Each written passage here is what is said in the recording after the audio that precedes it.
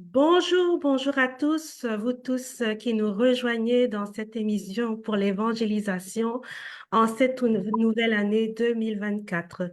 Toute l'équipe de MC Kalinga TV, nous nous joignons ensemble pour vous souhaiter une merveilleuse année 2024 à notre compagnie. Je souhaiterais vraiment vous lire une bénédiction que nous voulons prononcer pour vous en cette nouvelle année qui se trouve dans le livre d'Éphésiens. Nous demandons au Dieu qui vous accorde à la mesure de ses glorieuses richesses d'être Alléluia. fortifié avec puissance par son esprit dans votre être intérieur, que Christ habite dans votre cœur par la foi, enraciné et solidement fondé dans l'amour, et vous serez ainsi à même de comprendre avec tous ceux qui font partie du peuple saint combien l'amour de Christ est large, long, élevé et profond. Oui, vous serez à même de connaître cet amour qui surpasse tout ce qu'on peut en connaître, et vous serez ainsi remplis de toute la plénitude de Dieu. Recevez cette bénédiction pour cette année 2024. Nous vous souhaitons vraiment que vous soyez enracinés dans le Christ. C'est pour ça que cette année, nous allons nous concentrer à travailler sur l'Évangile pour que cet enracinement soit vraiment visible dans votre vie quotidienne. Avant de commencer, je voudrais saluer l'équipe ici sur le plateau. Alors, je salue notre très cher et toujours présent pasteur Freddy Mukutua. Nous vous bénissons de toute bénédiction dans les lieux célestes. Soyez bénis. Bonjour à vous, pasteur Freddy Mukutua. Bonjour, Madame Joël, et bonjour à tous. Alléluia. Bonjour, Madame Andy. Bonjour Madame Joël et bonne année. Merci. Bonjour, Madame Abigail. Bonjour Madame Joël et bonjour la famille et bonne année à tous. Gloire à Dieu, comme vous pouvez le voir, nous sommes dans la joie. Notre joie est déjà parfaite de pouvoir vraiment partager l'Évangile comme thème durant cette année. Donc, nous nous positionnons dans notre esprit, dans nos cœurs, dans nos âmes, véritablement à encore être rafraîchis dans la connaissance de ce qu'est l'Évangile. Alors, nous allons laisser la place au pasteur Freddy Mukutua pour le nouveau thème de cette année et principalement pour le thème qui concerne le pardon éternel. Pasteur, nous vous laissons la parole pour commencer cette nouvelle année. À vous. Gloire au Seigneur. Gloire au Seigneur. J'aimerais, pendant que nous débutons, demander à Madame Joël de lire pour nous le texte qui va nous conduire. Il y en aura trois qui vont interchanger, mais celui qui est clair, c'est Hébreu 9. Si Madame Joël peut nous le lire. Hébreu 9, le verset 12. Hébreux 9, 12. Il a pénétré une fois pour toutes dans le sanctuaire. Il a offert non le sang de beaucoup de veaux, mais son propre sang. Il nous a ainsi acquis un salut éternel. Amen. Gloire au Seigneur. Gloire au Seigneur. Quand nous parlons du pardon éternel, en clair, il s'agit du salut. L'écrivain aux Hébreux est en train de comparer l'œuvre que Jésus a faite à celle que Israël était en train de suivre selon l'ancienne alliance et l'Ancien Testament aussi, parce qu'il a parlé aussi d'Abraham, qui est dans l'Ancien Testament. Il était en train de démontrer que le travail que notre Seigneur Jésus a réalisé est supérieur à tout ce qui a été fait avant lui, par rapport à la foi et par rapport au salut.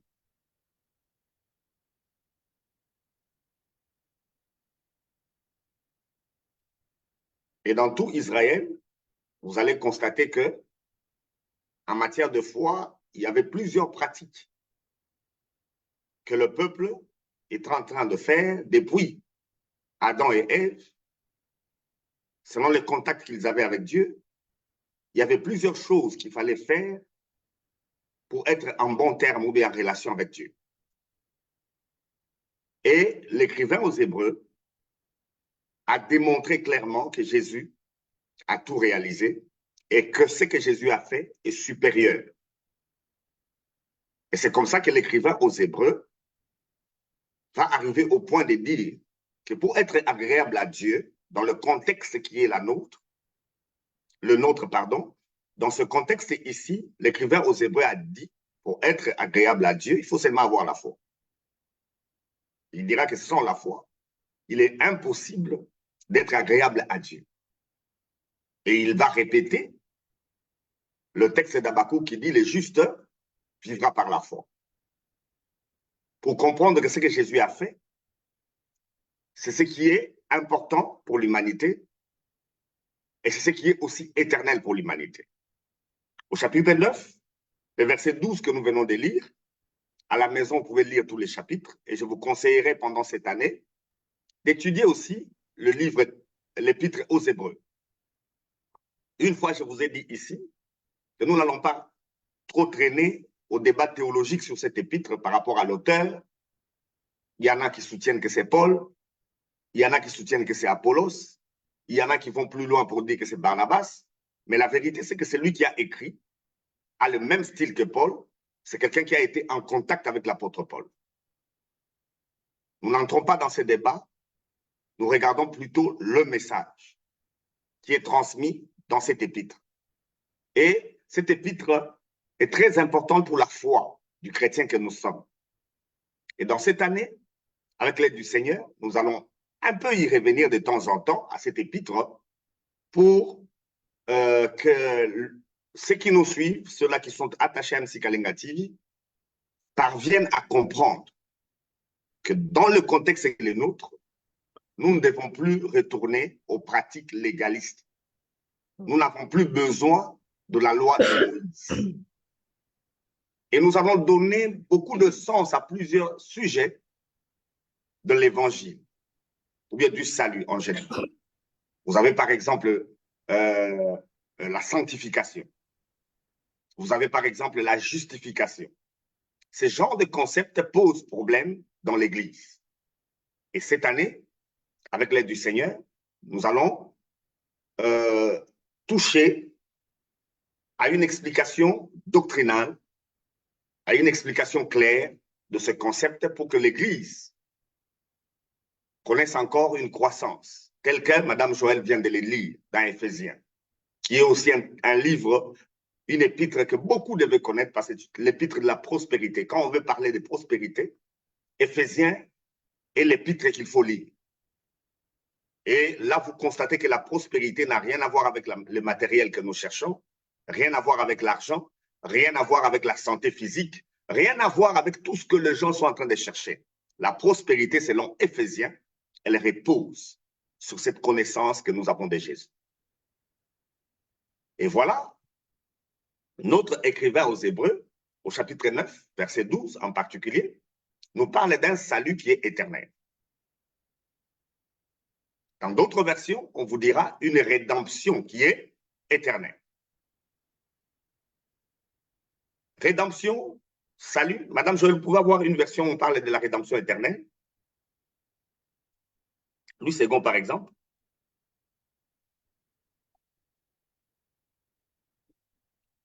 Comme ça, les frères qui nous suivent ont toutes les versions avec eux.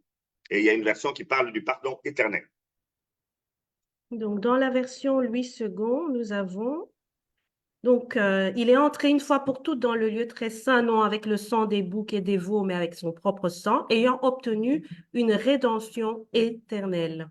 Une rédemption éternelle. En fait, le concept de rédemption veut seulement dire salut. Quand on dit la rédemption, ça signifie le salut.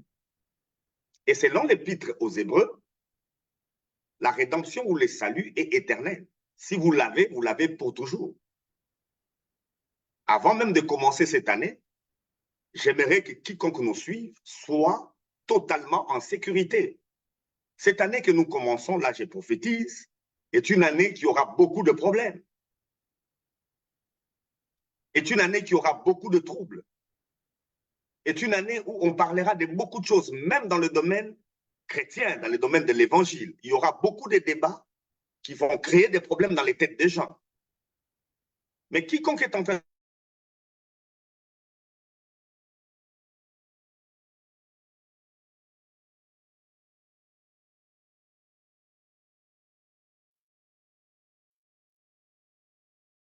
en général et le monde en général, ne soyez pas troublés. Ne soyez pas troublés. Ce qui va arriver ne changera pas le salut que vous avez déjà obtenu. Ce qui va arriver ne changera pas la rédemption que vous avez déjà obtenue. Ce qui va arriver ne changera pas le pardon que vous avez obtenu. C'est ma façon à moi de vous dire bonne année. Je vous préviens sur ce qui va arriver. L'année passée, nous avons bien dit que la création a été soumise à la vanité. Tant que Jésus n'est pas revenu, ne pensez pas que sur cette terre, le bien-être va exister. Non. Vous aurez le bien-être si vous avez la foi. C'est seulement par la foi que vous avez la capacité d'être en sécurité. Et cette foi, nous la plaçons dans le pardon qui nous a été obtenu. Comment? Selon les textes, il nous dit qu'il est entré une fois pour toutes. Il n'y aura pas deux fois. Jésus, dans cette tâche, n'entre pas deux fois. Parce que quand nous allons étudier les textes, vous allez constater que la comparaison de l'écrivain de l'Épître aux Hébreux s'est fait par rapport à ce qui s'est fait au temple et qui se faisait au tabernacle selon la loi de Moïse. Le souverain sacrificateur entrait dans le lieu très saint une seule fois par an. Et chaque année, il devait revenir. Le lieu très saint, le service qui y était affecté, se faisait une seule fois par an. Et l'homme qui faisait ce travail, c'est les souverains sacrificateurs. Aaron est le premier avec tous les descendants d'Aaron. Il fallait que la personne naisse de la famille d'Aaron et qu'il soit loin de l'onction pour être souverain sacrificateur, c'est selon que Moïse avait dit. Et ces souverains sacrificateurs entraient une seule fois par an. Je dis bien une seule fois par an. Avec le sang de bouc ou le sang de taureau ou le sang d'agneau, c'est avec ce sang qu'il entrait. Et à l'intérieur, dans le lieu très saint, il devait faire propitiation. Et cette année, nous allons étudier l'évangile de Jean, par exemple, qui est un évangile du souverain sacrificateur, un évangile du jour des grandes expiations. Ce jour-là, le travail doit commencer dans le lieu très saint. Le souverain sacrificateur met le sang sur le propitiatoire, qui est le couvercle sur l'arche de l'alliance. Il met le sang selon que Dieu l'a recommandé, ce n'est pas selon que lui veut, selon que Dieu l'avait recommandé à Moïse, il met le sang là-bas et il commence à sortir. Et s'il sort, le peuple qui est dehors, voyant les souverains sacrificateurs sortir, ne peut que crier gloire, parce qu'il a reçu un pardon pour toute une année. Et Israël, jusqu'à aujourd'hui, fonctionne comme ça. Dès que le souverain sacrificateur est sorti, on peut partir pendant une année et revenir l'année prochaine. Et on est convaincu que pendant toute une année, on a le pardon. Mais Jésus n'est pas entré avec ce sang de bouc, ce sang de taureau. Cette année, nous allons bien le voir. Pourquoi il n'est pas entré avec ce sang-là? Et aujourd'hui, nous allons déjà y toucher. Il n'est pas entré avec le sang de bouc et le sang de taureau. Il y est entré avec son propre sang. Madame Joël, ajoutez-nous, s'il vous plaît, 1 Pierre, chapitre 1er, du verset 18 au verset 23. 1 Pierre 1, 18 à 23. Vous avez été libérés de cette manière futile de vivre que vous ont transmis vos ancêtres, et vous savez à quel prix. Ce n'est pas par des biens périssables comme l'argent et l'or. Non, il a fallu que Christ, tel un agneau pur et sans défaut, verse son sang précieux en sacrifice pour vous. Dès avant la création du monde, Dieu l'avait choisi pour cela, et il a paru dans ces temps qui sont les derniers pour agir en votre faveur. Par lui, vous croyez en Dieu qui l'a ressuscité et lui a donné la gloire. Ainsi, votre foi et votre espérance sont tournées vers Dieu. Par votre obéissance à la vérité, vous avez purifié votre être afin d'aimer sincèrement vos frères et sœurs. Aimez-vous donc ardemment les uns les autres de tout votre cœur. On peut se laisser là. On peut... Bon, allez-y jusqu'à 23. Car vous êtes nés à une vie nouvelle, non d'un homme mortel, mais d'une semence immortelle, la parole vivante et éternelle de Dieu. Alléluia. Alléluia. La parole que nous sommes en train de transmettre, l'échange que nous faisons, c'est autour de la parole vivante et permanente. Cette parole, non seulement elle vit, mais c'est une parole éternelle. Et les échanges que nous aurons ici sont des échanges à chaque contact, à chaque fois. Je prophétise encore pour la deuxième fois. Ce contact fera que la délivrance sera notre vie pendant cette année. À chaque contact avec la parole, la délivrance sera la marque de ce que nous allons recevoir. Dès que vous recevez cette parole, et même aujourd'hui, sachez-le que la délivrance est votre partage. Parce que les effets ou les actions de cette parole sont permanents. Ce n'est pas seulement à l'époque des apôtres, ce n'est pas seulement à l'époque de Jésus. Aujourd'hui encore, quand c'est cette parole que nous sommes en train d'échanger, la délivrance, elle est permanente. Alors, je reviens à ce que j'étais en train de dire. Il n'est pas entré avec le sang de bouc et le sang de taureau, il y est entré avec son propre sang. Et Pierre dit que ce sang-là, c'est un sang précieux. Et c'est par ce sang que nous avons un pardon qui est éternel. Et les derniers textes pour aujourd'hui, avant qu'on échange, c'est Hébreux 15. On l'a déjà dit, c'est pourquoi Mme Joël revient beaucoup sur le concept évangile. Il s'agit de l'évangile. Quand nous sommes en train de parler du pardon éternel, il s'agit de l'évangile. Hébreux 15, pardon, 1 Corinthiens 15, chapitre 15, verset 1, jusqu'au verset 5. Pardon, lisez au verset 4. 1 Corinthiens 1, verset 4. 1 Corinthiens 15. 1 Corinthiens 15, verset 4. 1 à 4. Frères et sœurs, je vous rappelle l'évangile que je vous ai annoncé, que vous avez reçu et auquel vous demeurez attachés. C'est par cet évangile que vous êtes sauvés, si vous le retenez tel que je vous l'ai annoncé. Autrement, vous auriez cru en vain. Je vous ai transmis comme un enseignement de première importance ce que j'avais moi-même reçu.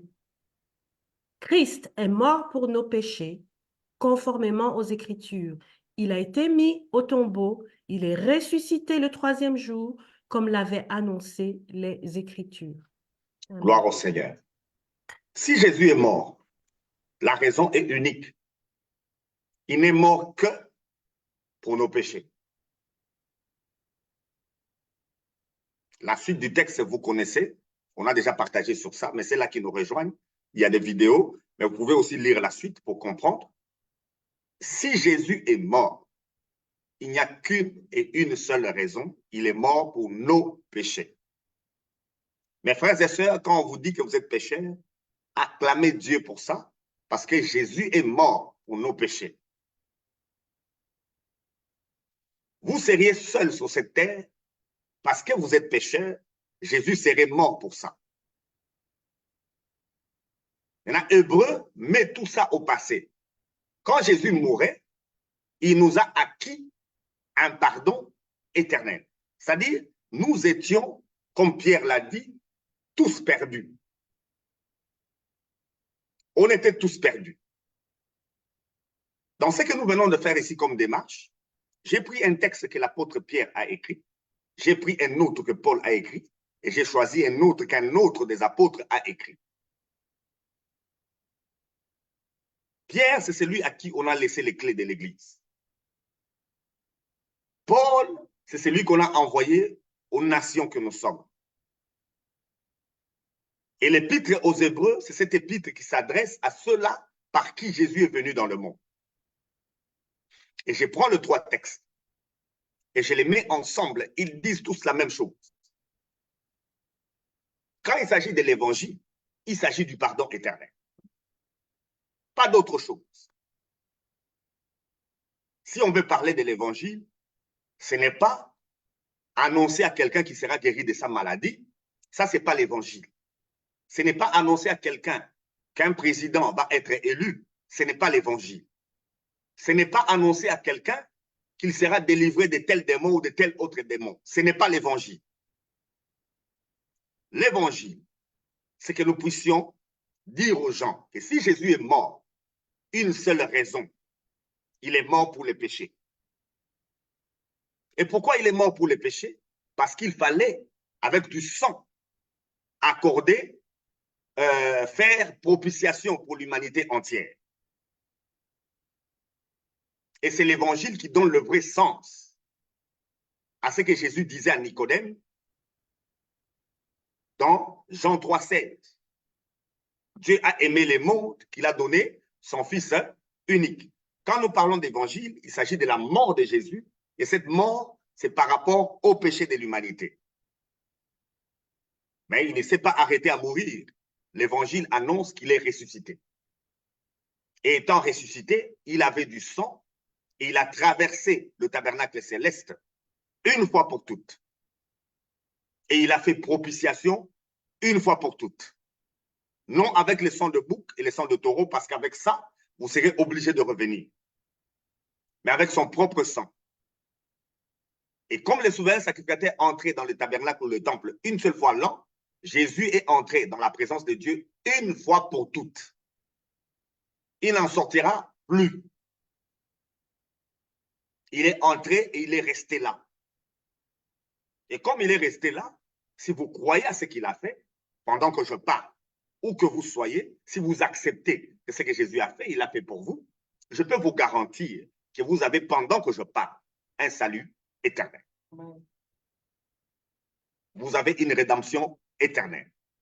Vous avez un pardon éternel. Il n'y a pas de salut sans pardon. Il n'y a pas de rédemption sans pardon. Comprendre le salut, c'est comprendre le pardon. Comprendre la rédemption, c'est comprendre le pardon. Et cette année, nous allons tourner autour de ça. Et je pense qu'il y a des familles qui vont encore une fois se stabiliser. Je pense qu'il y a des relations qui vont encore une fois revenir ensemble. Je pense qu'il y a beaucoup de choses qui vont être réglées sur cette terre. Donc, que Dieu vous bénisse. On peut échanger à ce niveau-là. C'est ma façon de vous dire bonne année.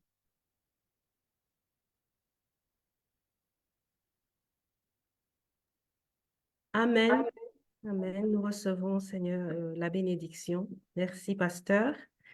Alors, oui, donc nous avons donc parlé du pardon de nos péchés et nous sommes d'accord parce que Dieu dit que si nous reconnaissons nos péchés, il est fidèle et juste pour nous pardonner. Dans la parole, il est dit aussi que si nous prétendons ne pas être pécheurs, nous faisons de Dieu menteur. Donc oui, nous confirmons effectivement que nous sommes des pécheurs, nous avons péché et que si nous reconnaissons nos péchés, il nous pardonnera nos péchés. Maintenant, pouvez-vous nous expliquer quand vous parlez de pardon éternel, qu'est-ce que ça veut dire concrètement? Parce que moi, si je lis la parole, je dois reconnaître mes péchés pour que Dieu me pardonne. Je dois reconnaître que je suis pécheur. Donc, chaque jour, si je reconnais que je suis pécheur, si je confesse mes péchés, Dieu va me pardonner et Dieu va me purifier. Oui, Jésus est rentré une fois pour toutes, mais moi, tous les jours, je continue de reconnaître que j'ai fait quelque chose qui est péché et je viens et je demande pardon et Dieu me purifie.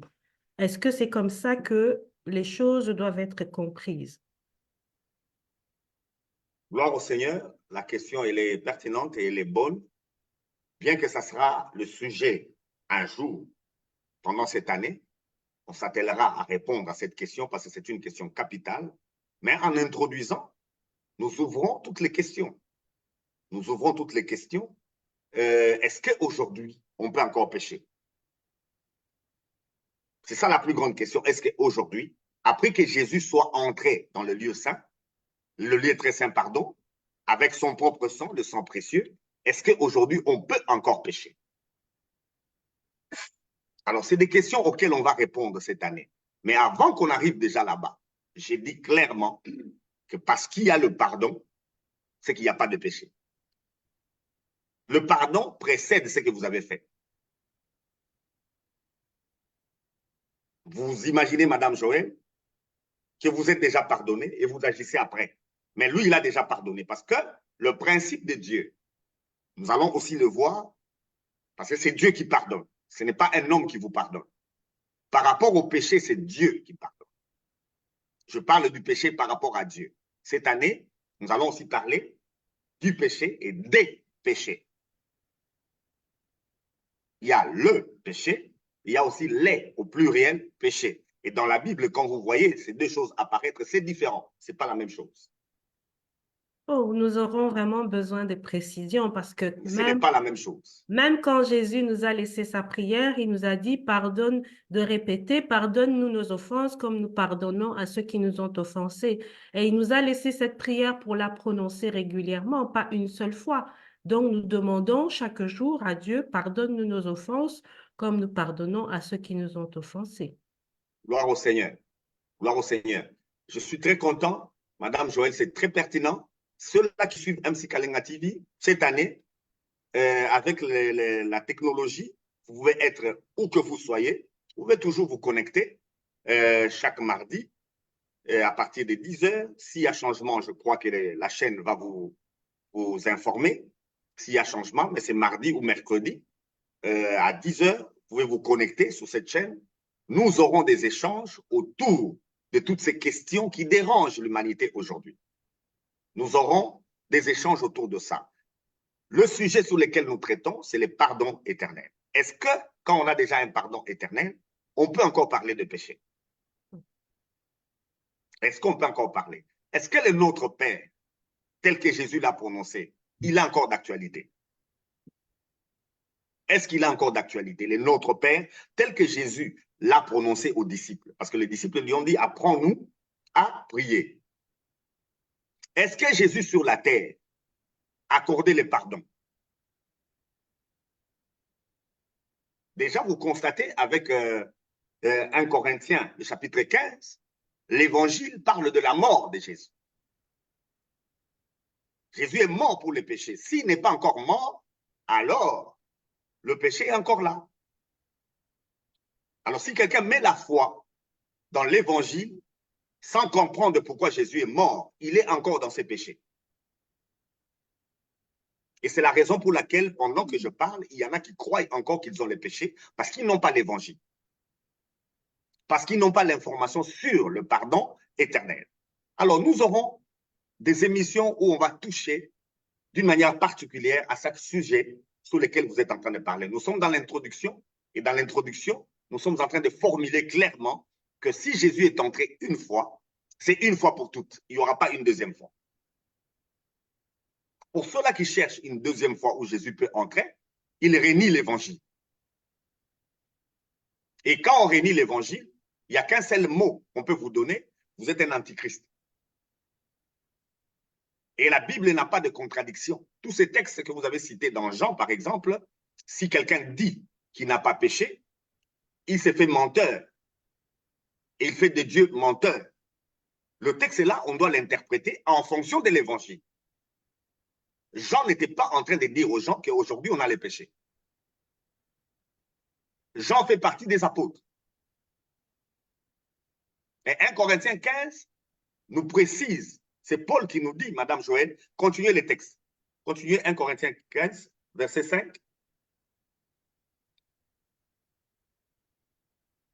Je reprends donc 1 Corinthiens 15, verset 5. Il est apparu à Pierre, puis aux 12.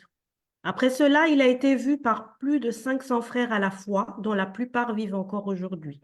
Quelques-uns d'entre eux seulement sont morts. Ensuite, il est apparu à Jacques, puis à tous les apôtres. En tout dernier lieu, il m'est apparu à moi comme un enfant né après terme. Oui, je suis le moindre des apôtres. Je ne mérite pas de porter le titre d'apôtre, puisque j'ai persécuté l'Église de Dieu. Ce que je suis à présent, c'est à la grâce de Dieu que je le dois. Et cette grâce qu'il m'a témoignée n'a pas été inefficace, loin de là. J'ai peiné à la tâche plus que tous les autres apôtres. Non pas moi, certes, mais la grâce de Dieu qui est avec moi. Bref, que ce soit eux ou que ce soit moi, voilà le message que nous proclamons et voilà aussi ce que vous avez cru. Or, si nous proclamons que Christ est ressuscité, comment quelques-uns parmi vous peuvent-ils prétendre qu'il n'y a pas de résurrection des morts? On peut s'arrêter là, Madame Joël. Et Paul et tous les apôtres proclament la même chose.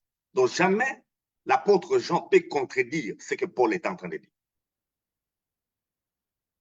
Donc il faut comprendre le texte de Jean dans le contexte de l'évangile. Il faut avoir l'évangile et comprendre les textes des Écritures avec l'évangile. Donc il faut lire la Bible avec le pardon éternel dans la tête. Si on n'a pas le pardon éternel et qu'on lit la Bible, ce qu'on dira sera faux. Le point de départ, c'est comprendre l'œuvre que Jésus a accomplie. Et j'aimerais dire à quelqu'un qui me suit maintenant que cette œuvre de Jésus, non seulement elle est complète, mais elle est parfaite. Non seulement elle est parfaite, elle est éternelle, cette œuvre que Jésus a faite. C'est complet, c'est parfait et c'est éternel. Il n'y a plus rien à faire. Israël, quand il voyait les souverains sacrificateurs sortir, tout le monde criait, tout le monde acclamait et c'était une fête. Et tout le monde partait en sachant qu'ils avaient le pardon pour toute une année. Et ce qui est curieux, ils les font jusqu'aujourd'hui. Ils n'ont pas de temple. Ils n'ont plus de lieu très saint. Il y a juste un mur de lamentation, mais Israël jusqu'aujourd'hui pratique cela, et Israël a la foi, et Israël, dans tout ce qu'il fait, personne ne peut le vaincre. Je ne suis pas pour la guerre, mais vous voyez la guerre en Palestine. Qui peut vaincre cette nation-là? L'assurance qu'ils ont repose sur les pratiques de la loi. Maintenant, comment des gens qui ont l'assurance par des pratiques de la loi ont des résultats, et nous, qui avons l'évangile avec nous, nous sommes en train de douter, nous sommes en train de nous plaindre. Et nous parlons encore de combats qui sont forts. Nous avons vaincu, mais nous avons vaincu à cause du sang. Et nous avons vaincu à cause de la parole de notre témoignage. Donc, il n'y a pas de contradiction dans les Écritures. Pendant cette année, nous allons revenir, nous allons aider, chacun de nous, nous allons nous entraider. Et bien sûr, avec d'autres hommes de Dieu que nous pourrons inviter, nous allons aider le peuple de Dieu à maîtriser cette vérité de l'Évangile et à sortir du visible et aller vers l'invisible. Parce que la foi repose sur ce qu'on ne voit pas. La foi ne repose pas sur ce qu'on voit. Ce que vous pouvez voir, il n'y a pas de foi à y mettre. Amen. Merci, pasteur. Madame Abigail, est-ce que vous avez une question par rapport à ce qui a déjà été dit?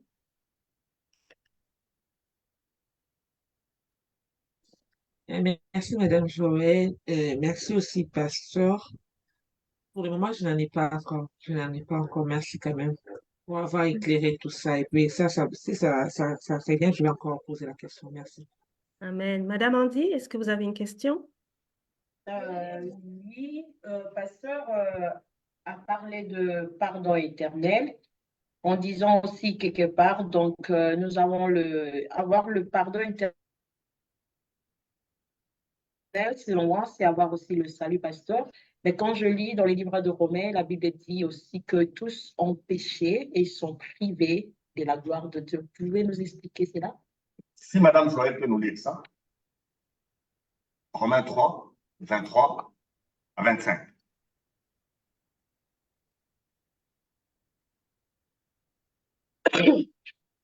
Romains 3, 23 à 25. Tous ont péché en effet et sont privés de la gloire de Dieu. Et ils sont déclarés justes par sa grâce. C'est un don que Dieu leur fait par le moyen de la délivrance apportée par Jésus-Christ. C'est lui, que Dieu a offert comme une victime destinée à expier les péchés. Pour ceux qui croient en son sacrifice, Dieu montre ainsi qu'il est juste, parce qu'il avait laissé impunis les péchés commis autrefois, au temps de sa patience. Il montre aussi qu'il est juste dans le temps présent. Il est juste tout en déclarant juste celui qui croit en Jésus. Gloire au Seigneur. Le texte ici est très clair. Les gens s'arrêtent souvent au verset 23. On ne veut pas lire tous les textes. Et c'est ça le jeu de ceux qui veulent tordre le sens des Écritures. C'est ça leur jeu. Au lieu de lire le texte dans son contexte, on a tendance à retirer un texte du contexte et à les brandir. Mais si on reste dans le contexte, Madame Joël et Madame Andy, pardon, vous constatez clairement que ce texte n'a même pas d'explication à donner. Il n'y a même pas d'explication à donner, c'est ce que je suis en train de dire. Le pardon est éternel. Le pardon est éternel. Effectivement, dans ce monde, il faut que tout le monde comprenne qu'il a péché. Donc, cette année, on va aussi en parler pour que nous puissions comprendre c'est quoi le péché. Parce qu'il y a quelqu'un qui ne vole pas, qui ne prend pas des femmes d'autrui, qui ne boit pas, qui ne fume pas, qui ne fait pas tout ce que nous disons à l'église. Là, il ne le fait pas. Là, parce que vous déclarez pécheur, c'est lui qui a commis l'homosexualité, par exemple. Parce que vous n'êtes pas homosexuel, vous n'êtes pas pécheur. Vous dites que l'homosexuel est pécheur. Et cette année, je vais scandaliser beaucoup de gens. Je vais scandaliser beaucoup de gens. On a parlé du pape qui a accordé aux homosexuels d'être bénis, mais en dehors du cadre de l'Église. Pourquoi il allait arriver là?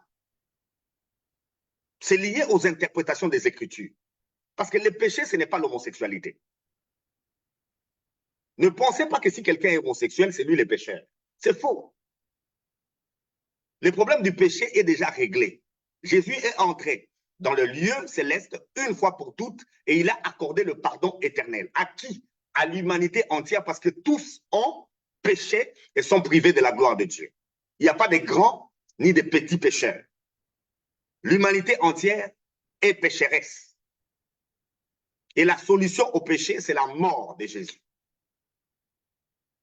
Et Dieu reste juste quand il accorde son pardon à celui qui croit. Alors, qui peut croire? Même l'homosexuel peut croire. On sera étonné au ciel, vous rencontrez votre frère qui était homosexuel, il est là au ciel. Vous direz à Dieu de le faire sortir. Hein? Parce que pour vous, quand vous êtes dans le mensonge, Dieu doit vous pardonner. Mais lui, quand il est dans l'homosexualité, Dieu ne doit pas lui pardonner. C'est quel évangile? C'est quel évangile? Dans l'évangile, nous serons scandalisés. Dans l'évangile, c'est une question de foi. La foi à quoi? À la parole. Et cette parole est une parole permanente. Elle est pour le salut de quiconque croit. Celui qui croit est sauvé, peu importe ce qu'il est. Il suffit seulement qu'il croie. Maintenant, c'est quand on aura le bon sens de l'évangile d'un côté et de la sainte doctrine de l'autre, qu'on comprendra quelle est la discipline qu'on doit mettre. Pourquoi nous disons aux gens de ne pas être telle chose, de ne pas être telle chose. Nous disons il ne faut pas être adultère, il ne faut pas être homosexuel, il ne faut pas être dans toutes ces histoires. Pourquoi nous les disons? Ça n'a rien à voir avec les saluts. Ça a à voir avec la sainte doctrine. Et cette année, nous allons expliquer toutes ces choses, Madame Joël. Là, nous sommes encore en train d'introduire. Nous allons dans tous les sens et je vous le garantis, cette année est une année de délivrance. Je vous le garantis, c'est ma façon de prophétiser. C'est une année de délivrance. Et cette année, vous allez constater que si vous avez l'évangile, vous êtes en sécurité. La situation par laquelle vous passez ne pourra jamais vous détruire et l'ennemi ne saura jamais, alors jamais dominer sur vous. Il a joué avec Ève parce qu'il a touché à sa conscience. En Christ, nous avons une conscience qui a été nettoyée. Comme nous sommes au début du thème, pasteur, nous aurons encore vraiment beaucoup de questions parce que nous entendons beaucoup de choses de la part de Jésus-Christ. Donc, nous avons parlé du Notre Père et nous pouvons parler aussi de Jésus qui dit, je pense à la femme adultère, va et ne pêche plus. Mais tout à l'heure, vous nous avez dit que tant que Jésus parlait, il n'était pas encore mort. Donc, il y a des choses qui ne s'étaient pas encore passées. Donc, on entend évangile, évangile, mais pour nous, l'évangile, c'est Matthieu, Marc, voilà, c'est ça. Et maintenant, vous nous parlez évangile, mais pas quand Jésus est vivant. Donc, vraiment, nous avons besoin de comprendre qu'est-ce que c'est l'évangile, à partir de quand ça commence. Si Jésus nous dit, va, mais attention, ne pêche plus, et que nous, on entend de votre bouche, vous avez reçu le pardon éternel, l'homosexuel, c'est pas celui qui a péché, nous sommes complètement perturbés. Donc, nous avons vraiment besoin d'aller pas à pas pour comprendre ce que vous voulez nous enseigner aujourd'hui. Gloire au Seigneur. Et c'est ma façon de vous dire bonne année. Bonne année, En créant tous ces questionnements, oui. et ça permettra, c'est que quand on revient, sujet après sujet, on va éclairer l'Église. Nous avons 52 semaines. Et bon, il nous reste 51 semaines sous lesquelles on va travailler. Oui. Donc, on sera là Monsieur Joël, et on va échanger. Oui. Oui, Madame Abigail. je voulais aussi dire, pasteur, vous, quand vous allez nous enseigner, ça sera mieux d'expliquer mieux c'est quoi le péché. Parce que en ce moment ici, c'est comme ça devient un trouble. On ne sait pas c'est quoi le péché, qui a péché, qui n'a pas péché. Et puis, deuxièmement, lorsque un Jean, je pense un Jean chapitre 4 ou 5 quelque part, Jean est en train de dire que non, nous devons prier pour nos frères qui ont commis les péchés mortels. Par là, je comprends qu'il y a des péchés mortels, il y a un péché qui amène à la mort et il y en a d'autres qui n'amènent pas à la mort. Donc, ça sera mieux aussi de nous expliquer aussi cela afin que nous ayons une connaissance à savoir vraiment notre salut est basé à ce que Jésus-Christ a fait et lorsque nous vivons sur la terre ici, nous ne sommes plus des pécheurs. Donc, nous sommes libres. Aussi longtemps nous écoutons, comme la sœur Joël a dit, on nous parle ici, nous avons péché, il faut confesser dans ta bouche et tout ça avant Jésus et après Jésus. Avant Jésus, c'est quoi? Et après Jésus, c'est quoi? Parce que nous, les gens, basent sur ce que Jésus avait dit. Mais après Jésus, Jésus n'avait rien dit. Alors, comment on saura que non, ce que vous êtes en train de dire, c'est après Jésus, et cela est vrai. Donc, tout au long de cette débat, tout au long de cet enseignement, ça sera mieux que vous nous expliquiez bien, et par là, ça sera qu'il n'y aura pas vraiment de points d'interrogation, des darkness dans notre pensée. Merci Seigneur. Merci, pasteur. Et merci, Madame Joël. Gloire au Seigneur. Effectivement, j'aime ces questionnements. Et je sais qu'il y en a plusieurs maintenant qui commencent à se poser des questions. Et j'ai béni Dieu pour le bishop Clarin Canto. Dieu soit loué. Qui est en train de nous suivre. Lui, je sais qu'il ne se questionne pas parce qu'il dit Amen à ce qui s'est dit. Alors que Dieu soit loué. Et je ne suis pas le seul à parler comme ça. Nous lisons les textes des Écritures. Ces textes-là, ce n'est pas moi qui les ai écrits. Ces textes-là, c'est l'apôtre Paul. Ces textes-là, c'est l'apôtre Pierre. Ces textes-là, c'est l'écrivain aux Hébreux, qui est aussi l'un des apôtres, ainsi de suite. Donc, vous constatez, Madame Joël et tous ceux qui nous suivent, que l'évangile doit être bien compris. Il doit être bien présenté. Mais certains textes sont clairs. Je n'avais même pas besoin de les expliquer. Tel que Mme Patricia est en train de les lire, on prend telle version, on prend telle autre version. C'est pourquoi je vous conseillerais cette année d'avoir plusieurs versions avec vous et de les mettre devant vous. Lisez un verset ou bien un texte dans plusieurs versions et ça va s'éclairer sans que personne ne vous explique. Et je pourrais dire que beaucoup se trompent. Beaucoup se trompent, il y a beaucoup de choses à faire encore. Frères et sœurs, nous avons des choses à faire. Avant-hier, j'étais à l'aéroport. Une fille est assise devant moi. Elle doit avoir 21 ou 22 ans. Elle est blanche. Elle est belge de la Flandre. Avec elle, on a commencé à échanger. J'ai essayé de lui poser certaines questions pour comprendre, liées à la foi. Elle dit que sa mère est chrétienne, mais sa mère ne lui a pas beaucoup appris par rapport à l'évangile, mais qu'elle-même, quand elle a tenté de lire les textes de l'évangile, c'est l'évangile de Matthieu où elle a commencé, elle a parlé du Nouveau Testament, elle a vite rejeté ça. Pourquoi elle a rejeté? Elle dit que c'est cruel. Elle a vu les textes commencer par l'assassinat des enfants. Et blanche qu'elle est, elle a dit c'est quel livre qui peut commencer comme ça? Je vous assure, mes frères et sœurs, que les gens sont en train de se perdre. Et nous sommes distraits.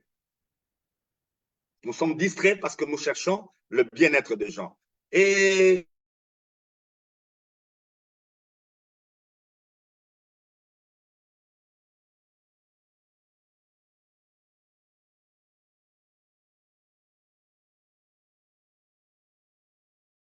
dans le domaine de l'éducation de la jeunesse. Il est dans le domaine de l'éducation de la jeunesse. Son nom est un peu compliqué, mais il s'est fait aussi appeler Joseph, le prêtre Joseph. S'il me suit en ce moment, je le salue aussi. Il m'a dit une chose, il est parti au Japon.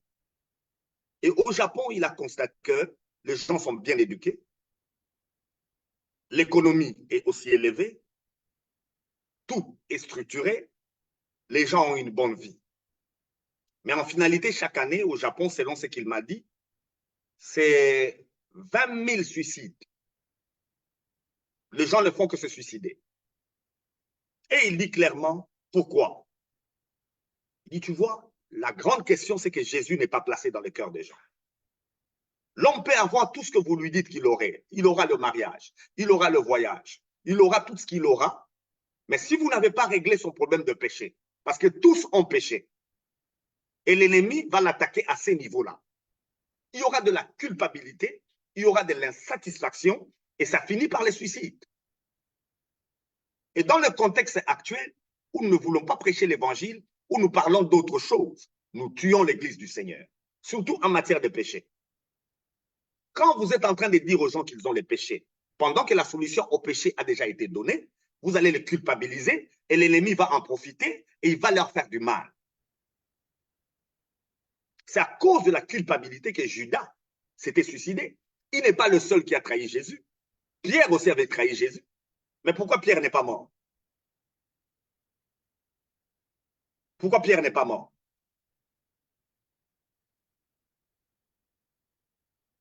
Vous avez dit? Judas était déjà le fils de la destination, donc il était déjà destiné à être perdu. Elle dit que c'est parce que Judas était prédestiné à mourir. Il faut me donner le verset. Il faut me donner le verset. Le problème, on va l'étudier. On va l'étudier. Il y a un péché qui amène à la mort. Il y a un verset, pasteur, si je ne me trompe pas, qui dit qu'il perdra sa place, on lui remplacera. C'est pas ça, c'est le verset.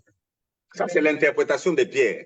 Nous allons aussi venir à cette interprétation de Pierre dans les Actes des Apôtres, au chapitre 1er. Vous verrez que Pierre a menti. Wow. Parce que vous parlez de la Bible. Je parle de Pierre, pas de la Bible. Mais c'est Pierre est dans la Bible, oui, mais moi, je parle de l'interprétation de la Bible. Madame Joël vient de parler du Notre Père. Ça se trouve dans la Bible, oui ou non? Et c'est Jésus qui a parlé, qui a dit, quand vous priez, dites Notre Père, ainsi de suite. Mais cette interprétation de 1 Pierre ne doit pas contredire l'Évangile. Ce qui est dit dans Matthieu 9 ne doit pas contredire l'Évangile. L'Évangile est lié au pardon éternel. Alors, si vous me donnez un texte où il n'y a pas de pardon éternel, ce texte-là, vous l'avez mal interprété. Il faut l'interpréter selon son sens. Et vous verrez qu'il n'y a pas contradiction. Alors, je vous dis bien que Pierre s'est trompé. Il y a aussi des tromperies. Là, ça fait voir comme si dans la Bible, il y a aussi quelque part des gens nous ont trompés, il y a des erreurs, il y a ceci, c'est là, pasteur. Vous passez un message là très fort. La Bible n'a pas des erreurs. La Bible est la parole de Dieu. Le problème, ce sont ceux. Vous lirez dans la Bible, vous verrez que les disciples, quand ils marchaient avec Jésus, ils n'ont pas compris ce qu'il disait. Ils ne comprenaient pas ce que Jésus disait. C'est après la mort, la résurrection, la venue du Saint-Esprit. C'est pourquoi Jésus avait dit, cette année, nous allons aussi parler du Saint-Esprit. C'est pourquoi Jésus a dit, il vous est avantagé que je m'en aille. Parce que si l'Esprit vient, lui va vous permettre de comprendre ce que je dis. Alors, notre bien-aimé, Pierre, quand il a parlé de ce texte que vous dites là, Madame Abiga, que quelqu'un d'autre prenne sa place, quand il en a parlé, le Saint-Esprit n'était pas encore venu. Quand le Saint-Esprit est venu, notre bien-aimé Pierre n'a plus parlé de cette manière-là. Là, il s'était trompé. Alors, Judas, effectivement, il était écrit que l'un d'eux trahirait Jésus. Mais on n'a pas précisé que c'était Judas. Alors, c'est pourquoi il faut faire attention. Il y a un péché qui mène à la mort. Si vous atteignez ce péché-là, même Jésus l'a dit, le blasphème contre le Saint-Esprit, si vous atteignez ça, il n'y a plus de pardon. Et c'est là que Judas est arrivé. C'est là où Judas est arrivé. Lui, humainement parlant, n'était pas prédestiné. Mais dans son attitude par rapport à l'évangile, il a atteint le point où il n'y a plus de retour. Et avec l'évangile que nous prêchons, surtout aux hommes de Dieu qui jouent avec l'évangile, faites attention. Il y a un point, vous l'atteignez, il n'y a pas de retour. Vous resterez vivant, mais il n'y aura plus de pardon pour vous. Vous irez en enfer. Pasteur, Madame Joël, excusez-moi. Pasteur, il faut bien expliquer blasphème contre le Saint-Esprit. On y arrivera, madame. On l'interprète de manière étrange. Je vous mets l'eau dans la bouche, on y arrivera. On y arrivera. Ceux-là qui sont attachés à MC Kalenga TV, toutes ces questions seront répondues. Et ça fait partie des enseignements. Chaque question ici est un enseignement très capital sur lequel on doit s'asseoir calmement, parler pour que le peuple de Dieu soit édifié, comme Madame Joël l'avait dit au début, avec Éphésiens. Le peuple de Dieu doit être édifié et formé sur la parole de Dieu. Et cette parole, c'est une parole permanente. Elle accorde la délivrance à qui que ce soit. Amen. Le péché a un salaire. Romains 6, 23. Le péché a un salaire. Oui, on a souvent enseigné ici, oui, que le péché a un salaire, c'est la mort. Et même dans le texte que nous avons lu, nous avons fait le parallèle entre la mort des boucs, la mort des animaux et la mort de Christ. Donc, Voilà. au lieu de rester dans le rituel une fois par an de la mort des boucs et des taureaux, nous avons une nouvelle alliance avec Christ qui est mort une fois pour toutes. Voilà. Maintenant, comme je vous avais de nouveau posé la question, c'était un rituel pour sacrifier les animaux. Au jour d'aujourd'hui où Jésus-Christ est mort une fois pour toutes, nous voyons que le rituel consiste maintenant à aller tous les jours demander pardon en plaidant le sang de Jésus qui a été versé une fois pour toutes.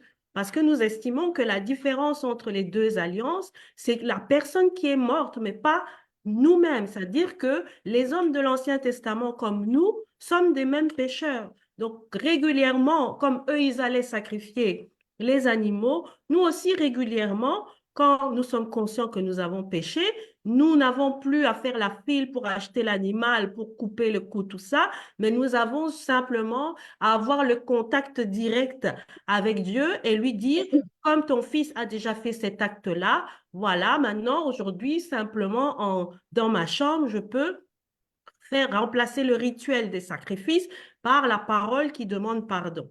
Donc, vraiment, c'est ça que nous avons besoin de comprendre le parallèle entre les deux. Parce qu'on dirait qu'il y a une grosse rupture entre le fait que de rituellement revenir demander pardon, mais ça n'a pas d'effet dans l'éternité, et ce que Jésus a fait qui est éternel. Qu'est-ce que nous devons faire? Continuer le rituel, sachant que ce que Jésus a fait est éternel. Vraiment, c'est très important parce que nous voyons bien qu'il y a une rupture entre les deux alliances. Oui. Il y a vraiment une rupture et une rupture totale. La nouvelle alliance a accompli l'ancienne. Et en l'accomplissant, elle l'a aboli. Et c'est ce que l'Épître aux Hébreux nous informe. Non seulement il a accompli, mais il a aussi aboli. Mais il y a un élément sur lequel on reviendra, c'est le souverain sacrificateur. C'est le sacrificateur. Le pardon n'a jamais été le problème du pécheur. Le pécheur, lui, il amène le sacrifice. Le pardon s'obtient par le souverain sacrificateur. C'est lui qui fait le travail. Et c'est lui qui va demander pardon. Ce n'est pas le pécheur. Le pécheur n'entrait pas dans le lieu très saint. Le pécheur n'allait pas à l'autel d'Holocauste. Le pécheur n'y allait pas. Le pécheur, son travail, c'est amener un animal sans défaut. Dès qu'il a amené l'animal, le pécheur se limite avec l'animal. Il règle son problème avec l'animal. L'expiation du péché, c'est le Père qui l'a fait.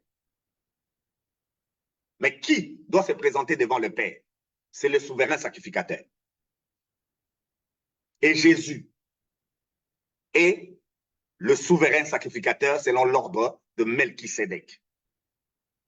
C'est pourquoi le texte des Hébreux dit « Il nous a acquis un pardon éternel ». C'est-à-dire, lui, en tant que sacrifice, lui aussi en tant que souverain sacrificateur. Il a fait expiation. Pour avoir le pardon, ce n'est pas demander pardon, c'est observer celui qui fait expiation. Si lui, il est agréé, si lui, il est accepté, vous avez le pardon. Est-ce que Jésus a été accepté? Oui. Alors, s'il a été accepté, vous avez le pardon. Vous n'avez plus à les demander. Si vous demandez, c'est que vous dites que Jésus n'a pas été accepté, vous devez aussi faire quelque chose. Ces rituels-là, c'est l'ancienne alliance.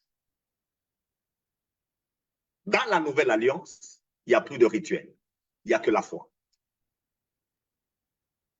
Mais pasteur, quand vous dites que le pécheur ne se souciait pas de son péché, mais juste de l'animal, ce n'est pas ce que nous voyons avec David. David, quand nous le voyons se mortifier, nous le voyons pleurer parce qu'il a déçu Dieu. Nous voyons vraiment qu'il est conscient que son attitude n'est pas correcte vis-à-vis des lois, vis-à-vis de Dieu. Et même si dans ce temps-là, il apportait le sacrifice, il avait quand même dans son conscient cette tristesse, cette vraiment difficulté de ne pas avoir, d'être dans le péché. Donc, ça passait quand même par une souffrance interne. David, Madame Joël, c'est quelqu'un qui vit à une période où il n'y a pas de tabernacle, il n'y a pas de temple. D'ailleurs, il est allé plus loin, il a fait son propre tabernacle. Son tabernacle à lui, avec un seul endroit, c'est le lieu très saint. C'est-à-dire, il a mis toutes choses en un seul endroit. Il a mis l'arche, la table de pain de proposition, le chandelier, il a mis tout au même endroit. Les tabernacles de David. Je crois qu'on va aussi en parler. Alors, au lieu de passer par les souverains sacrificateurs, David, des fois, il allait lui-même. Et c'est là où il y a la confusion avec lui, c'est là où il a beaucoup lutté. Mais il ne faut pas s'arrêter là, il faut aller jusqu'à la fin de David. David est le premier à avoir exprimé la joie de quelqu'un à qui Dieu pardonne le péché, sans tenir compte des œuvres. Il est le premier à avoir exprimé cette joie. C'est comme ça que Paul a même pris les textes de psaumes, il a remis dans l'épître, pour dire que David est le premier à avoir exprimé la joie de quelqu'un à qui Dieu pardonne le péché sans que lui fasse quelque chose. Juste par la foi. C'est comme ça que c'est l'homme selon le cœur de Dieu. David a compris avant qu'il ne fallait pas obéir à la loi. David a compris avant que par rapport à la loi, il faut tout transgresser.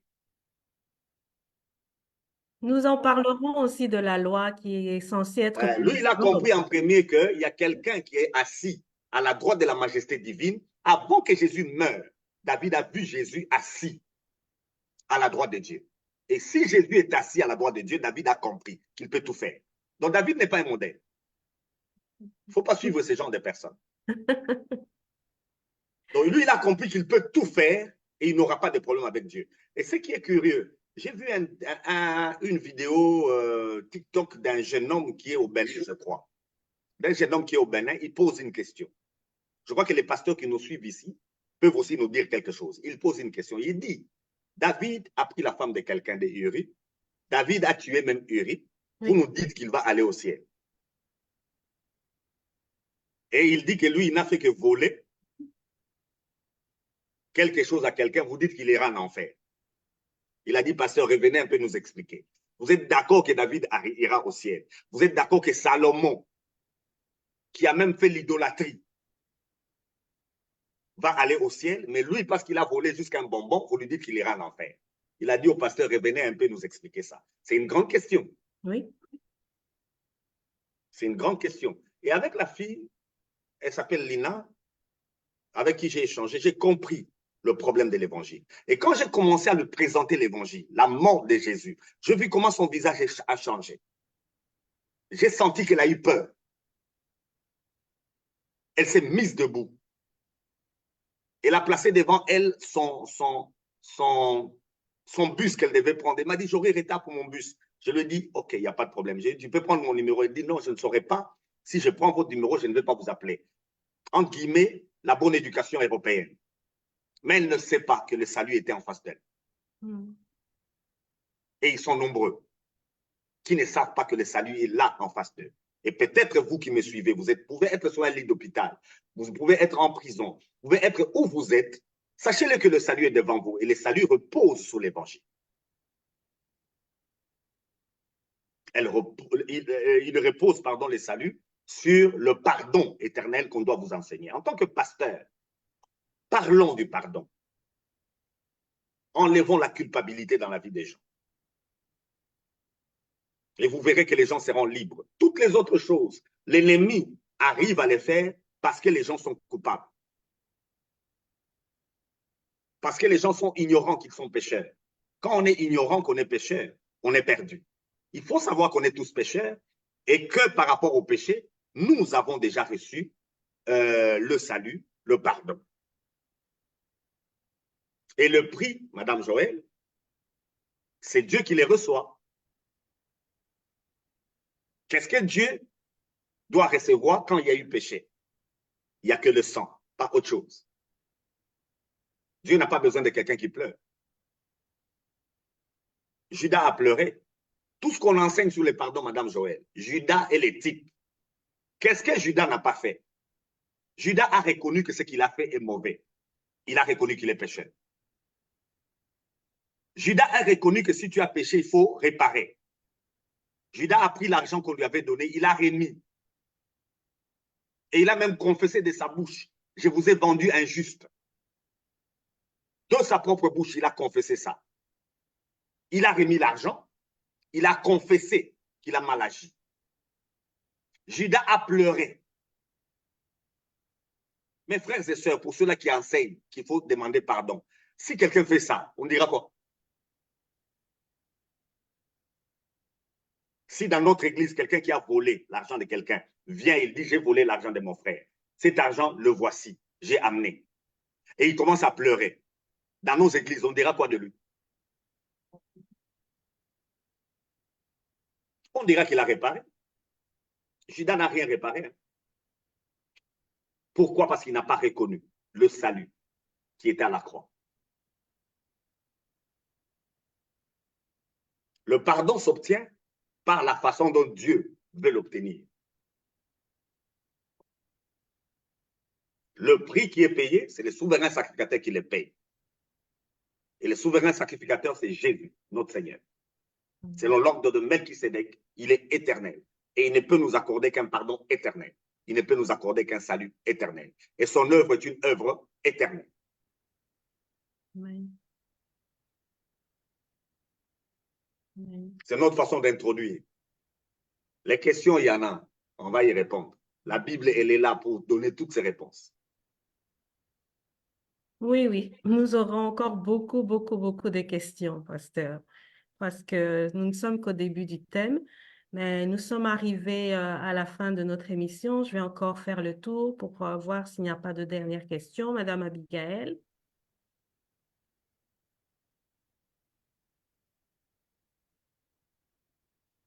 Merci, Madame Joël. Il n'y a pas une autre question. Je voudrais dire encore, pasteur, merci.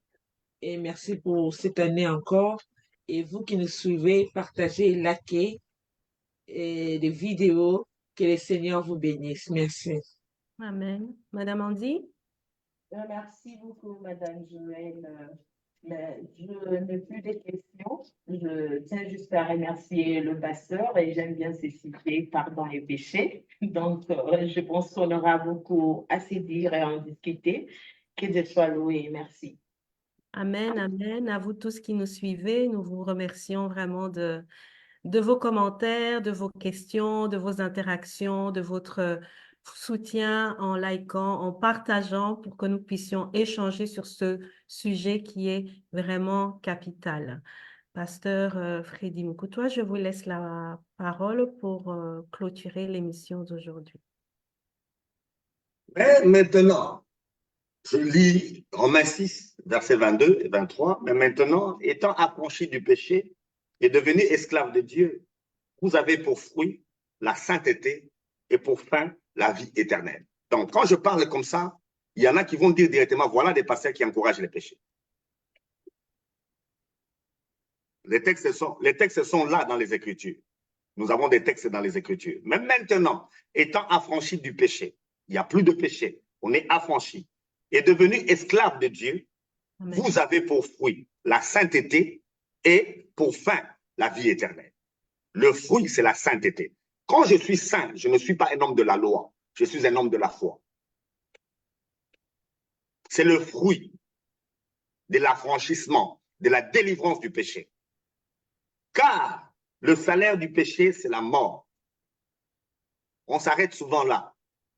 On ne suit pas ce qui vient après. Mais, le salaire du péché, c'est la mort. Mais, le don gratuit de Dieu, c'est la vie éternelle en Jésus-Christ, notre Sauveur.